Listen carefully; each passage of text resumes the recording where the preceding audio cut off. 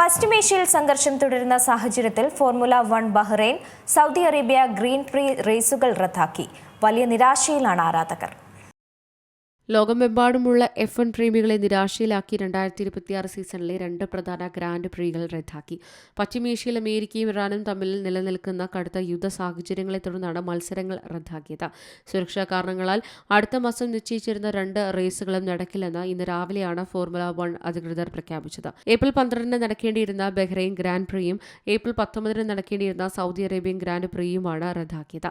Chinese grand പ്രീക്ക് മുന്നോടിയായാണ് നിർണായക പ്രഖ്യാപനമുണ്ടായത്. ടീമുകളുടെയും കാണികളുടെയും സുരക്ഷയുടെ കാര്യത്തിൽ യാതൊരു വിട്ടുവീഴ്ചയ്ക്കും തയ്യാറല്ലെന്ന് federation international DL automobile president Mohammed bin Sulayem വ്യക്തമാക്കി. പശ്ചിമേഷ്യയിലെ സംഘർഷം കനത്തതോടെ വിമാനത്താവളങ്ങളുടെ പ്രവർത്തനത്തിലുണ്ടായ തടസ്സങ്ങളും സുരക്ഷാ ഭീഷണിയുമാണ് ഇങ്ങനെയൊരു തീരുമാനത്തിലേക്ക് അധികൃതരെ എത്തിച്ചെന്നാണ് വിവരം. ടൺ കണക്കിന് വരുന്ന ഉപകരണങ്ങളും 100 കണക്കിന് ജീവനക്കാരെയും കൃത്യസമയത്ത് സുരക്ഷിതമായി എത്തിക്കുക എന്നത് നിലവിലെ സാഹചര്യത്തിൽ അസാധ്യമാണ്.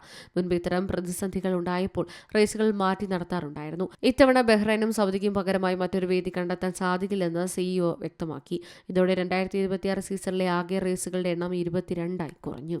News desk C Malayalam news. ഏറ്റവും പുതിയ വാർത്തകളും വിശേഷങ്ങളും വിരൽത്തുമ്പിലറിയാൻ സി മലയാളം ന്യൂസ് എല്ലാ ഡിജിറ്റൽ പ്ലാറ്റ്ഫോമുകളിലും ലഭ്യം.